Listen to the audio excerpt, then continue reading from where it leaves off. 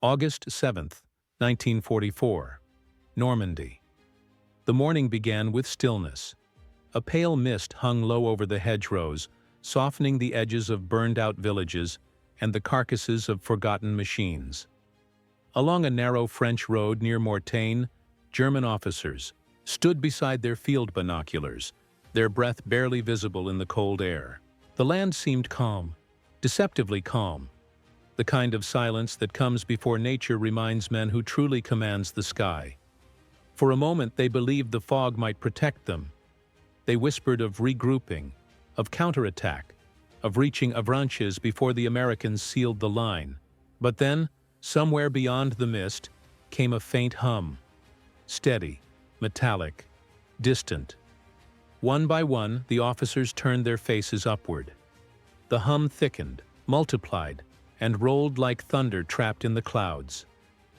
Dark streaks began to move across the heavens, shadows at first, then silver wings glinting through the haze.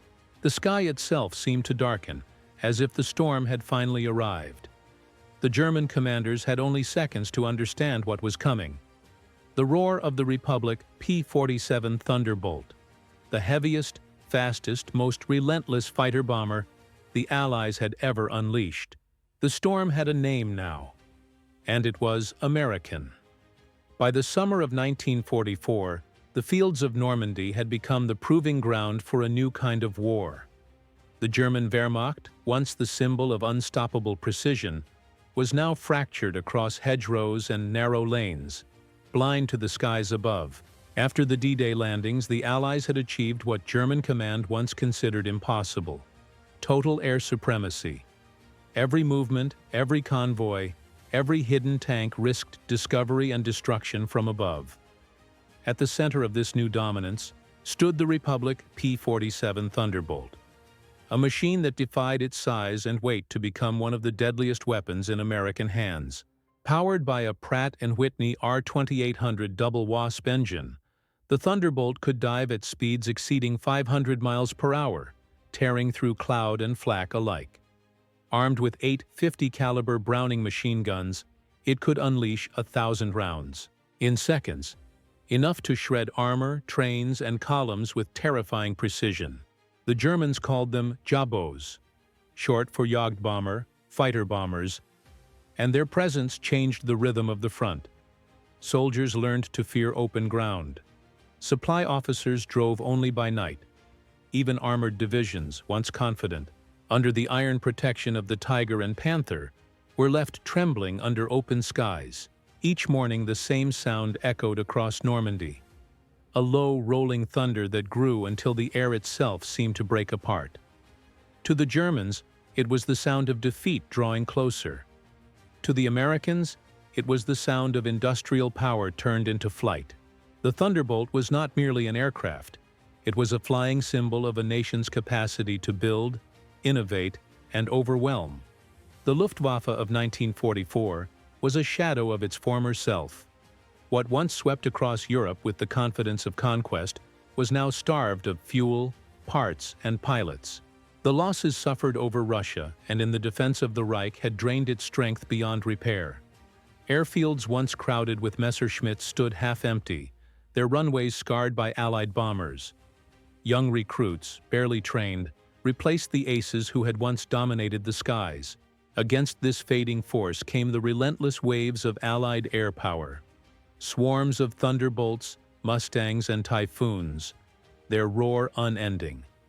Every day, the 9th Air Force launched hundreds of sorties over Normandy, hunting anything that moved.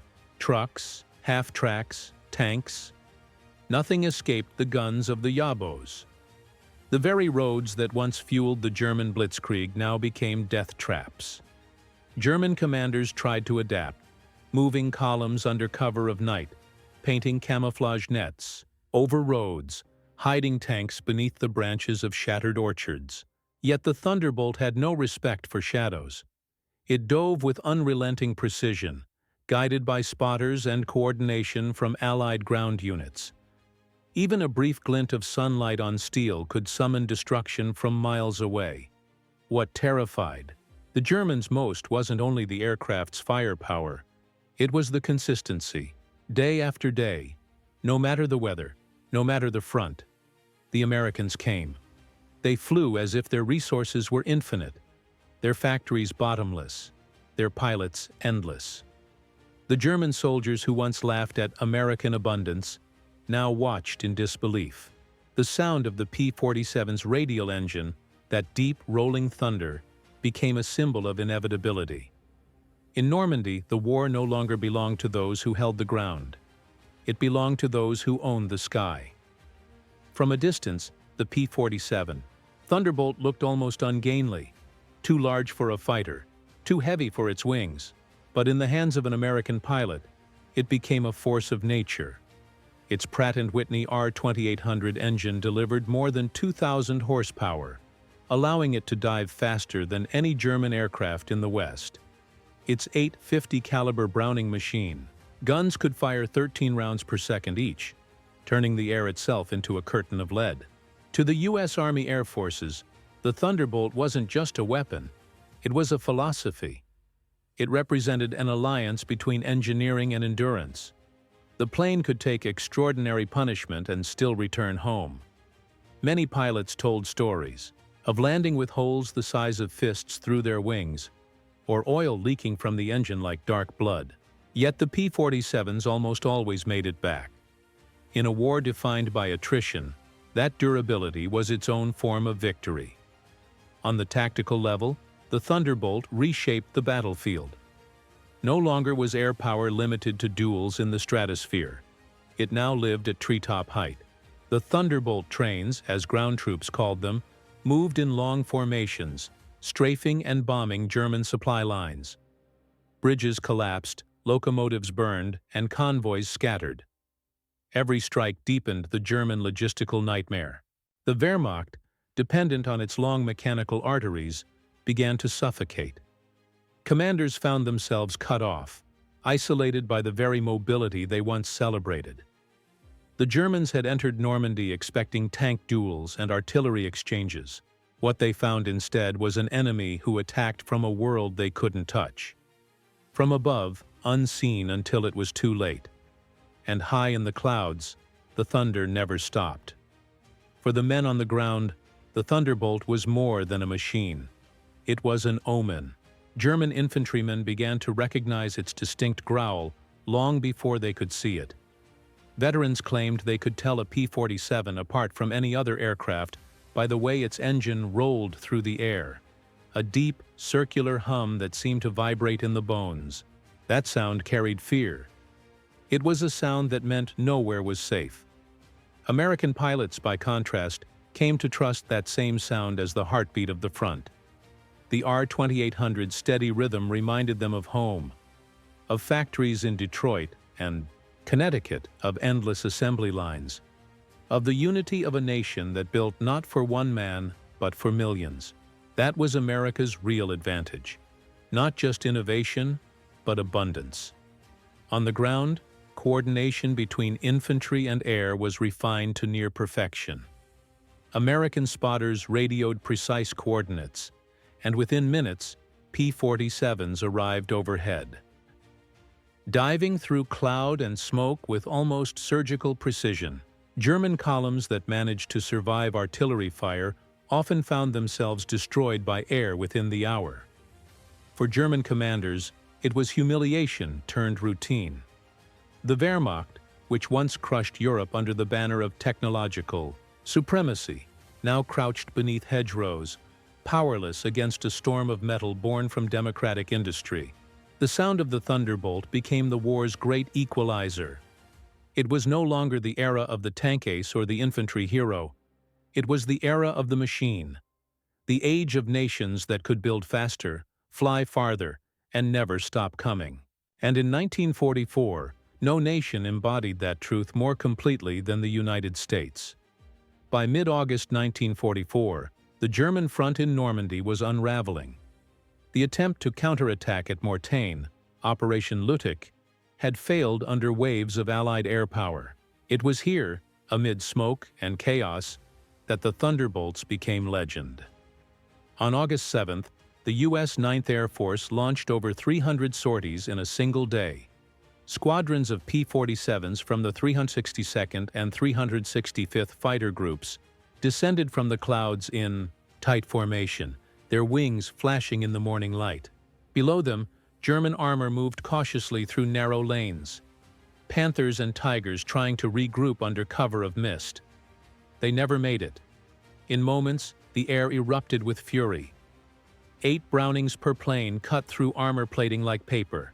Bomb racks emptied, rockets streaked downward, and explosions tore open the landscape. Columns of black smoke rose from shattered tanks. Entire companies vanished in seconds. Survivors later described it as the day the Earth itself attacked. One German officer wrote that the sky turned into fire and thunder, as if God himself had chosen sides. The attack was so overwhelming that coordination collapsed.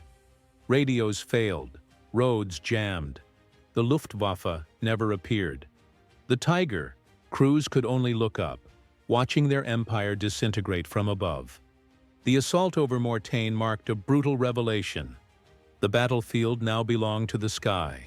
German armor, designed for frontal combat, was useless under invisible bombardment. No amount of steel or courage could withstand what they could not see or strike back against. By noon, the roads east of Mortain were nothing but wreckage. Smoldering Tigers and half-tracks, their paint blistered and tracks twisted into the mud. Even the commanding generals, von Kluge and Hauser, lost contact with their units amid the chaos. The P-47s had dismantled an entire counteroffensive in less than a day. American ground observers watched in awe.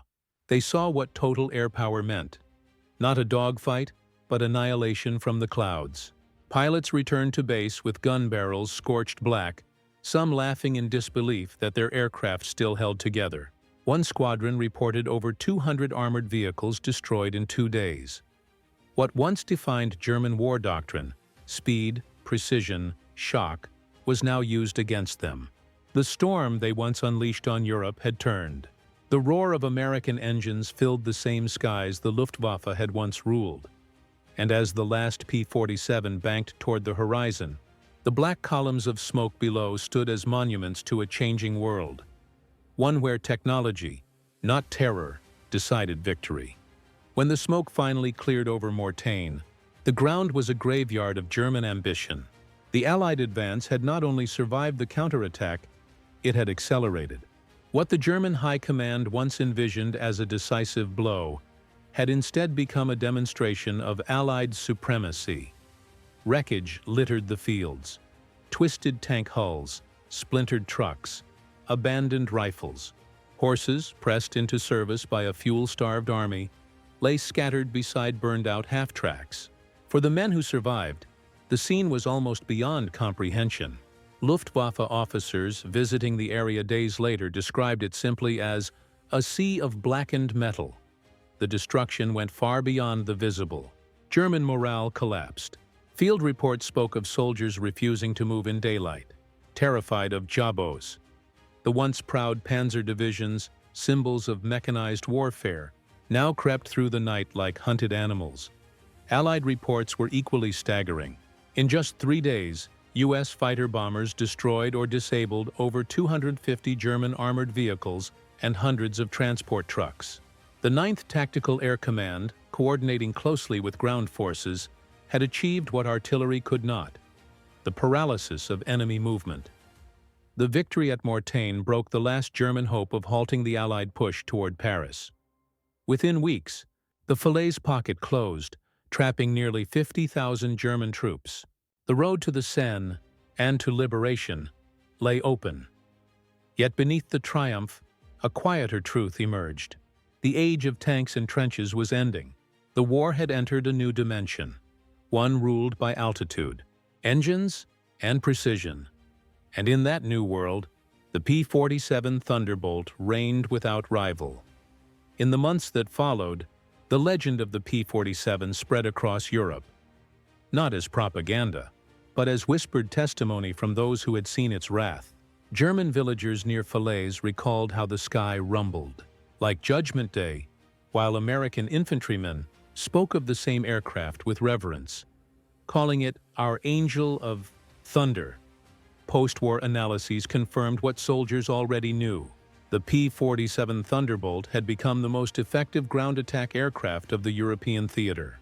It flew over 546,000 combat sorties, dropped 132,000 tons of bombs, and fired more than 135 million rounds of ammunition. Its losses, though not light, were far lower than expected, proof of its unmatched durability. Historians later noted that it wasn't just the weaponry that won the air war, but the system behind it. American factories, running day and night, turned out over 15,000 Thunderbolts. Pilots received advanced gunnery training. Ground crews perfected rapid refueling and rearming techniques. Each sortie was part of a vast industrial heartbeat, the rhythm of a nation that had mastered both sky and steel. For Germany, the psychological wound cut deeper than the physical loss. Reports from captured officers revealed despair. "We can no longer move without being seen. Even the sky belongs to them." What had once been the confident thrust of blitzkrieg now dissolved into retreat and ruin. And yet, amid the ruins of Europe, one truth stood tall. Freedom had learned to fly. When the smoke finally cleared and Europe stood silent, the sound that lingered was not of bombs or engines, but of freedom breathing again. The P-47 Thunderbolt, once just another aircraft of war, had become a symbol of something larger, the will of ordinary men and women to defend a world worth living in. Its roar had carried more than fire. It carried a message that democracy, when tested, could become as fierce as any tyranny, and yet remain guided by principle, not vengeance. Each time a Thunderbolt took off, it did not merely rise on wings of aluminum and oil. It rose on the hopes of a generation that believed freedom should not be silenced. The sound of its engine, that deep, relentless thunder, came to symbolize American abundance. It was the sound of factories that never slept, of farms that fed soldiers oceans away, of a society whose strength came from unity, not fear. The Germans heard it and felt dread. The Allies heard it and felt courage. It was the sound of democracy made audible. In the end, history remembers not just what was destroyed, but what endured. The Thunderbolt's wings are long gone, yet its echo remains in every flight of freedom, in every airman who looks to the clouds and knows that courage can be louder than oppression. And somewhere, in the still skies of Normandy, the wind still hums faintly with that low, distant growl, the echo of power, sacrifice, and belief. The same sound that once rolled over trembling fields, reminding the world that even in its darkest hours, the sky belongs to the free.